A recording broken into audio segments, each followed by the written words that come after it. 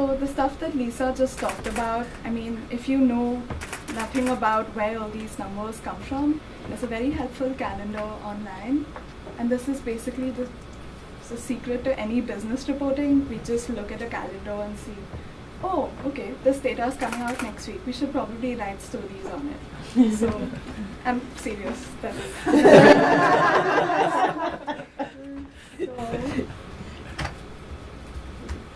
This is the Bloomberg Economic Calendar. And as you can see, it's all just listed. They even helpfully mark which ones are important with red stars and golden stars. And if you click on them, they sort of give you a definition of what each indicator is and why it's important and who pays attention to it. So, and then they have charts, but you can go into detail at the websites that Lisa talked about. But this is very useful just if you have no idea where to begin. Someone's saying yes. So that's good. So, can you all hear me, by the way? Okay. So I'm going to talk a little about housing specifically. So obviously, there are a lot of stories about the housing market and how it's important, and especially after the financial crisis. So I'm going to talk about some of the indicators that we pay attention to in the housing market. So the first thing to remember before I open the websites is, for all housing data, it changes a lot from month to month. So it's always better to look at a year-over-year comparison, or especially since the crisis, go back 5 years, go back before that, so you get a sense of where you're coming from. Also remember that, like I said, trends fluctuate. So one of the mistakes I made early on when I would call analysts was, okay, so home prices increased by, 50%. They don't. But so is this good or is this bad? And it's one of those it depends questions. If you're looking to buy a house, if prices are up, it's not good for you. If you're looking to sell a house, it's really good for you. So in the housing market, it's all relative. There's no absolute good or bad for anyone. So just remember that when you're asking your questions. And another thing about housing stories is it's sort of like the stock market, where no one really knows why markets go up or down on a certain day. You just make an educated guess, or sometimes you just don't know, so you have to write something. I don't recommend that. But even in housing, if you look at all the month-to-month data, there are some months where you think, okay, something happened in the economy, you think you know how this trend is going to play out, and it goes and does something completely different.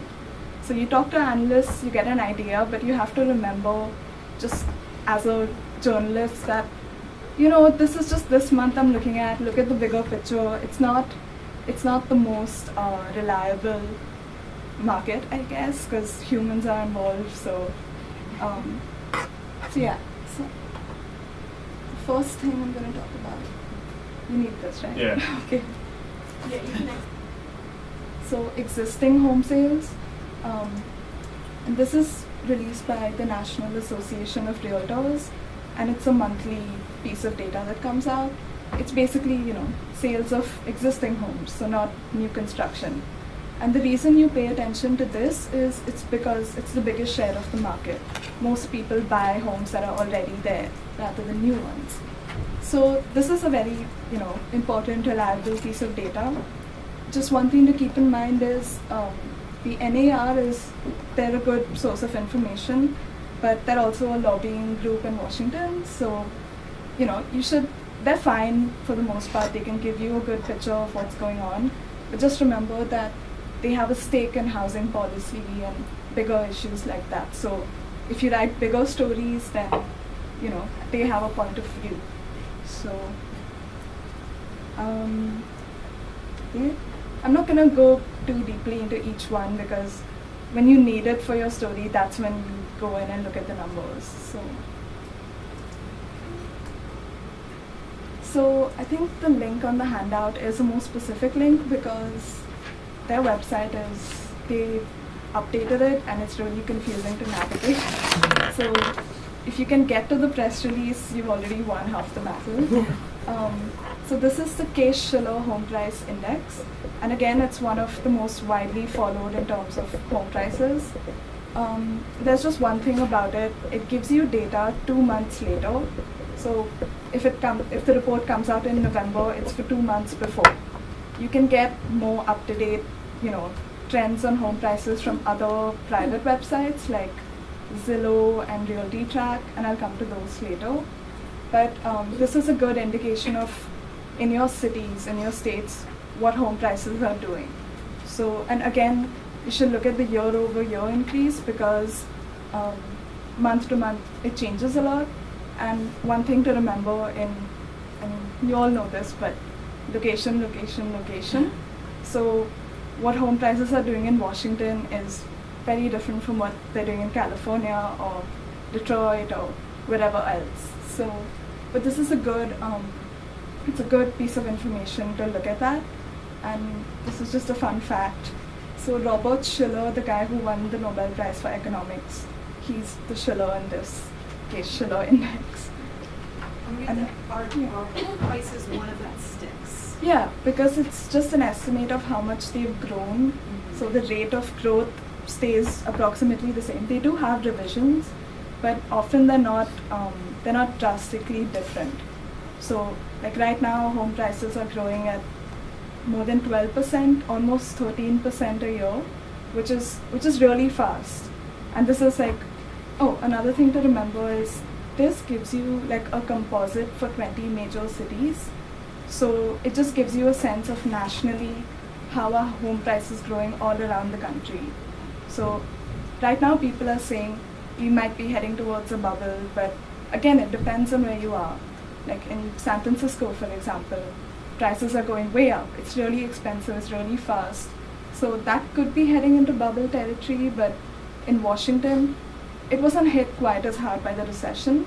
So we're kind of 2 years ahead of everyone else in terms of growth in home prices. So again, houses are really expensive, but it just depends on where you are. And obviously when you cover your states, it's a whole different picture based on how hard you were hit by the recession. So that's home prices.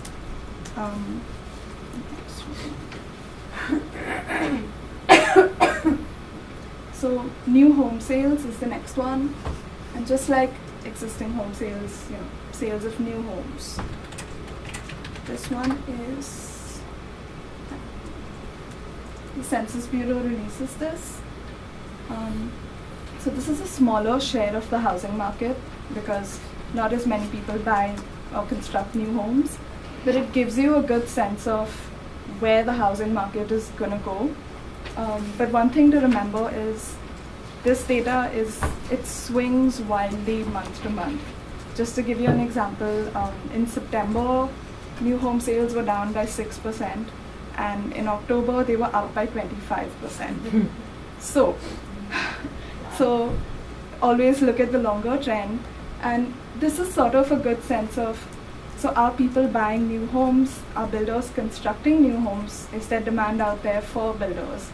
And just in case this is useful for your reporting, right now the biggest problem facing the housing market is there's not enough inventory. So people are looking for more homes, but we're not constructing them fast enough. And this is what economists and analysts are saying. Again, it kind of depends on your market, but overall it seems to be that's what's holding back the recovery, even though housing is a really strong sector, like one of the strongest. So new home sales are also important to pay attention to, and yeah, the government releases them.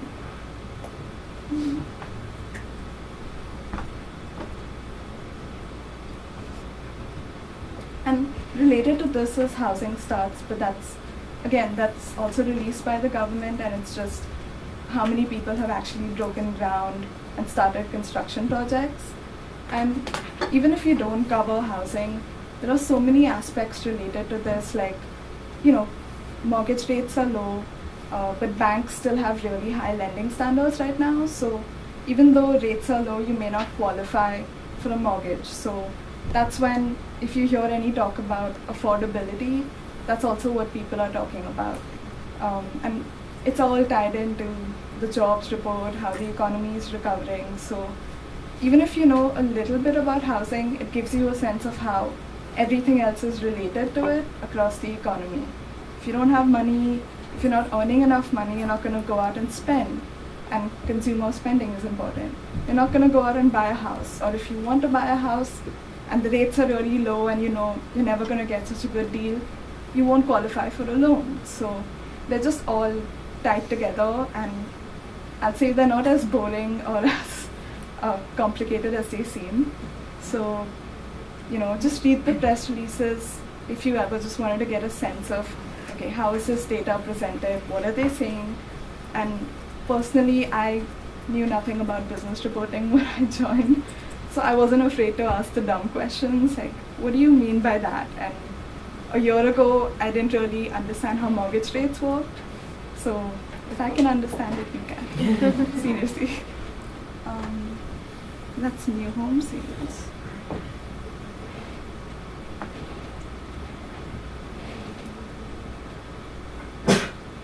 Okay, talked about mortgage rates. The other websites that I mentioned, apart from these organizations that officially release the data, so Zillow is one of them. You may have come across it just on your own.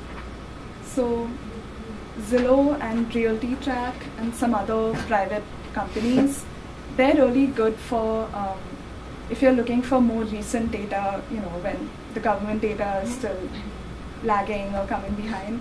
They're good to give you an idea of trends in your local markets, and also they give you the lighter pieces of, like, if you want to know what how the house flipping market is doing, for example, where you buy a home and then you sell it really quickly after renovating it.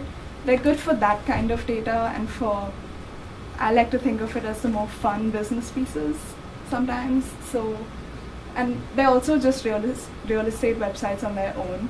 So their economists are generally reliable sources, but remember, because they're their own private websites, they have their own stakes or agendas for the housing market to do well or not to do well. So take whatever they say, just be a little skeptical when you listen to them, but generally they're reliable. Last of all, I was going to talk a little bit about retail, switching over from housing. But I would say retail is a bit more fun because you can all identify with shopping. And the only big data that comes out related to retail is retail sales. So that gives you a sense of how much people are spending going out and buying at stores, and there are other aspects to retail sales also. But for example, I covered holiday shopping this holiday season, and it's all about strategy, whether it's the big stores like Walmart or the department stores like Macy's. The one thing they all like to talk about is strategy. They won't tell you what they're planning, but they'll give you a sense of, well, this, obviously the holiday season is the most important for all of them. So you need to figure out what they've been doing differently, how they change their tune depending on,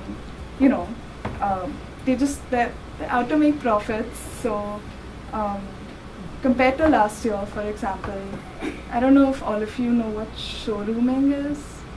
If you go to a store, you just browse the price on Amazon and you buy it online instead. So there's an official term for that. It's showrooming. So last year, a lot of retailers were trying to fight that and trying to get more people into their stores. And this year, they've sort of turned around and they're embracing it and saying, we'll give you Wi-Fi in the stores, we'll help you find things on our apps or our websites. So it's just interesting to see how, someone like Amazon, for example, comes in, shakes everything up, and everyone has to respond. And my disclaimer, Amazon founder Jeffrey Bezos owns the Washington Post. Really? We have to write that in every story where we mention Amazon now, so it's like drilled into my head. So yeah, watch the drone space. I don't know what's coming next. So retail is also a really interesting place just to see what drives people to shop, and it gives you a better sense of where the economy is going. Because there's one thing I learned.